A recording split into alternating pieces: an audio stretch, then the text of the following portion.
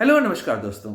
आज के वीडियो में आप लोग का स्वागत है। चर्चा में मेरे साथ जुड़ने के लिए आपका बहुत बहुत धन्यवाद।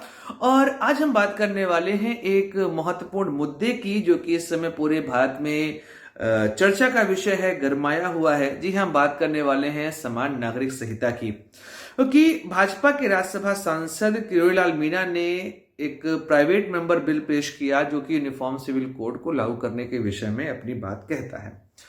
तो आज चर्चा इसी पे करते हैं, जानते हैं सारे पॉइंट्स को, क्या क्या मतलब होता है यूनिफॉर्म सिविल कोड का, क्या इसको लागू करने का तरीका है या कैसे लागू किया जाएगा। ये सारी बातें आज के वीडियो में करेंगे। तो दोस्तों, मैं हूं आपका दोस्त सुधांशु और आप देख रहे हैं द स्वदेश।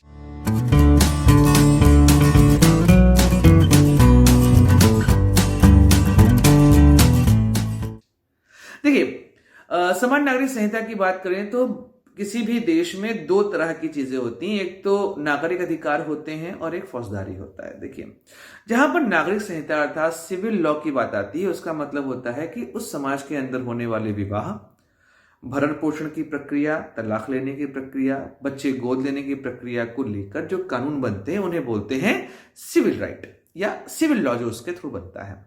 और वहीं पर फौजदारी का मतलब होता है क्रिमिनल, अर्थात हत्या करना, चोरी करना, ये सारे क्रिमिनल में आते हैं। भारत में जब भी हम क्रिमिनल अर्थात फौजदारी की बात करते हैं तो यहां पर जो आईपीसी है, इंडियन पिनल कोड, उसके तहत यहां पर सभी तरह के धर्मों के लिए एक समान क्रिमिनल जो है लॉ या क्रिमिनल प्रोसीजर जो है वो भारत में अप्लाई होता है। लेकिन जब बात आती है नागरिक की, तो सिविल लॉ की बात आते यहां पर सारे जो कानून हैं वो अपने अपने धर्म के अनुसार हो जाते हैं। इस वजह से भारत में समान नागरिक संहिता को लेकर लगातार चर्चाएं होती हैं। अगर संवैधानिक रूप की बात की जाए तो संवैधानिक रूप में बात यहां पर निकलती है कि directive principle of state policy, जो कि है राज्य का नीति निर्देशक तत्व, उसके अंदर आर्टिकल 44 आता है, जिसमें समान नागरिक संहिता की बात की जाती है। अब राज्य के नीति निर्देशक तत्व जो है वो एक तरीके से गाइडलाइन है, जो कि गवर्नमेंट को संविधान देता है कि आपको एक आदर्श राज्य के रूप में इन सभी चीजों को अप्लाई करना चाहिए।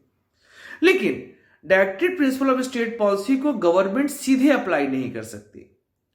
कारण यह है कि जब मिनर्वा मिल्स केस हुआ था, उस मिनर्वा मिल्स केस के अंदर यह कहा गया था कि जब भी ऐसी परिस्थिति आए जहां पर मौलिक अधिकार और डीपीएसपी के बीच में क्लैश हो रहा हो, तो ऐसे कंडीशन में फंडामेंटल राइट्स अर्थात मौलिक अधिकार को ही प्रमुखता या प्रधानता दी जानी चाहिए। वहां पर डीपीएसपी को जबरदस्ती अप्लाई नहीं करना चाहिए। यह बात मिनर्वा मिल केस में हो गई।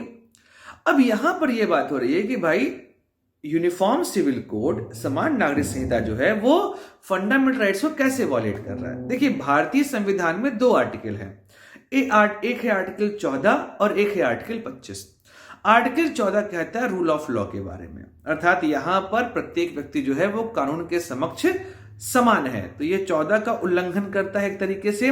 और 25 एक महत्वपूर्ण कानून है, जो कि 25, 26, 27 और 28 जो भारत में धार्मिक स्वतंत्रता को लेकर मौलिक अधिकार का एक पूरा ग्रुप है, उसमें आर्टिकल 25 साफ कहता है कि प्रत्येक व्यक्ति को भारत में अपने धर्म की प्रक्रिया का पालन करने का अधिकार दिया गया है और कोई भी सरकार इन अधिकार को वहां से छीन नहीं सकती। अब यूनिफॉर्म सिविल कोड इन धार्मिक अधिकारों को छीनता कैसे, इसको समझते हैं। देखिए, ब्रिटिशर्स जब भारत में आए थे, उसके बाद ही भारत में समान नागरिक संहिता को लेकर चर्चाएं शुरू हुई।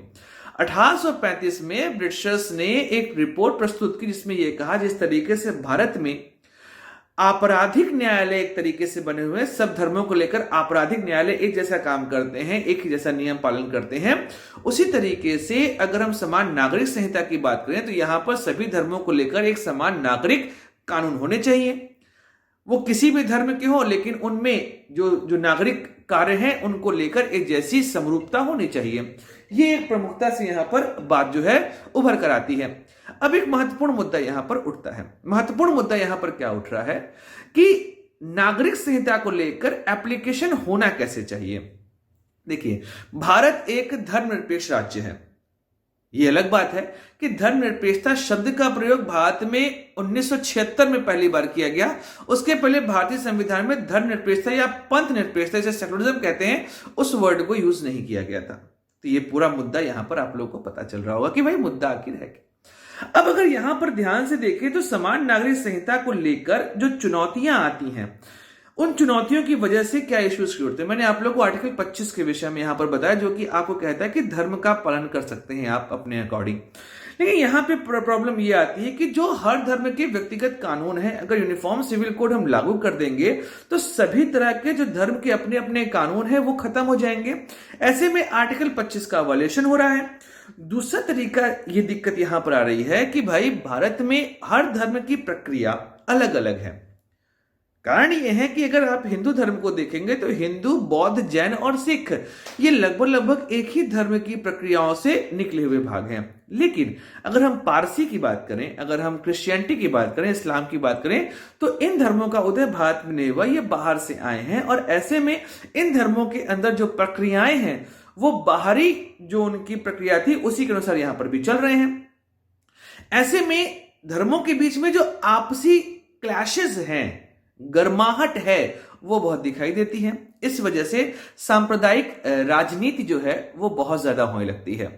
उसके अलावा आप देखेंगे तो तीसरा कारण मैंने आपको संवैधानिक बाधा के रूप में बताया है कि भाई मिनरल मिल्स के साफ कहता है कि फंडामेंटल राइट्स और डीपीएसपी में एफआरएस को जो है वो प्रिवेल मिलना चाहिए। लेकिन अगर हम लागू करें फंडामेंटल राइट्स के को थोड़ा सा ध्यान में रखते हुए, लेकिन अगर हम लागू करें यूनिफॉर्म सिविल कोड को, तो क्या क्या चीजें यहां पर आती हैं।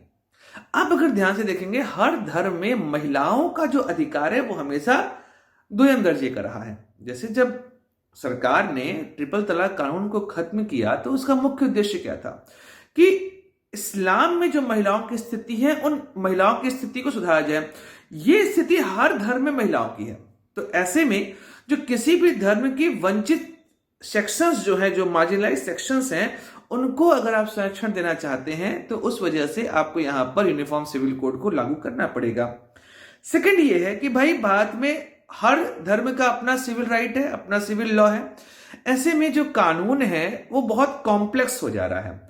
तो कानून का सरलीकरण करने के लिए भी हमें यूनिफॉर्म सिविल कोड की रिक्वायरमेंट है। उसके अलावा भारतीय संविधान जो है वो धर्मनिरपेक्षता की बात करता है। अगर राज्य हमारा धर्मनिरपेक्ष है तो ऐसे कंडीशन में हम ये कैसे कह सकते हैं कि भारत में हर धर्म का अपना सिविल लॉ होगा। ये तो एक तरीके से सेकुलरिज्म का वायलेशन होगा।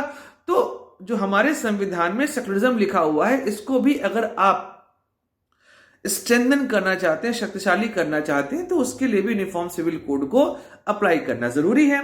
और उसके अलावा यह है कि लैंगिक न्याय की व्यवस्था होनी चाहिए। ये एक महत्वपूर्ण यहां पर मुद्दा है। अर्थात आर्टिकल 15, आर्टिकल 16 के अंदर की जो बातें हैं वो यहां पर प्रमुखता से उभर कर आनी चाहिए। तो यूनिफॉर्म सिविल कोड को लेकर जो चर्चाएं हैं वो धार्मिक ज्यादा बन जाती हैं भारत में। वो क्लैशेस जो है बहुत एग्रेसिवली हमारे यहां आ जाते हैं और जबरदस्ती लागू करने की कोशिश की जा रही है। जब भी डीपीएसपी को अप्लाई करना हो और उसके थ्रू एफआरएस वायलेट हो रहा हो तो पूरे देश के लोगों को एक साथ मिलके बैठ के बात करना चाहिए। अगर मिलके बैठ के बात नहीं करेंगे तो आप ये मान के चलिए इस समस्या का हल नहीं आने वाला है। अगर सरकार ये चाहती है कि वो डंडे के दम पर यूनिफॉर्म सिविल कोड को लागू करेगी तो ये गलत है। भारत में फिलहाल एक ही राज्य है जहां पे यूनिफॉर्म सिविल कोड लागू है और वो राज्य है गोवा। इसके अलावा कहीं पर भी यूनिफॉर्म सिविल कोड फिलहाल भारत में लागू नहीं है। तो सरकार को ध्यान रखना चाहिए कि किस तरीके से वो यूनिफॉर्म सिविल कोड को लागू करे। ऐसा नहीं हो कि जबरदस्ती लागू करने की कोशिश करे, उससे कोई एक नेगेटिव कॉम्प्लिकेशन जो है वो इंडिया में शुरू हो जाए और फिर एक नया हल हमको ढूंढना पड़े। सरकार को ध्यान रखना चाहिए, इस मुद्दे पर काम करना चाहिए और रिपोर्ट्स लानी चाहिए जिसके थ्रू समाज के लोगों के अंदर इसको लेकर क्या विचार है इस पर चर्चाएं होने लगे। तो दोस्तों आज के वीडियो में चर्चा हम लोगों ने की यूनिफॉर्म सिविल कोड पर। चर्चाएं ऐसी चलती रहेंगी, बातें ऐसी चलती रहेंगी, लेकिन आप सपोर्ट करिए, आप जुड़े रहिए देश स्वदेश के साथ, लाइक करिए, सब्सक्राइब करिए, क्योंकि चैनल के साथ आप जुड़े रहेंगे तो मुझे भी बहुत जोश मिलता है आप लोगों के साथ बात करके, आप लोगों के साथ जो सपोर्ट है वो मिलता है तो उससे काम करने बहुत मजा आता है। कंटेंट बहुत ज्यादा मेरे पास आपको देने के लिए है, लेकिन जिस तरीके से व्यूज थोड़े कम आते हैं चैनल पे, सब्सक्राइबर्स भी बहुत कम है, तो ऐसे कंडीशन में थोड़ा सा जोश कम हो जाता है। जोश बढ़ाइए, हमारे चैनल को सपोर्ट करिए। मिलते हैं अगले वीडियो में, तब तक इस चैनल को सब्सक्राइब करिए, वीडियो को लाइक करिए। जय हिंद, वंदे मातरम, भारत माता की जय।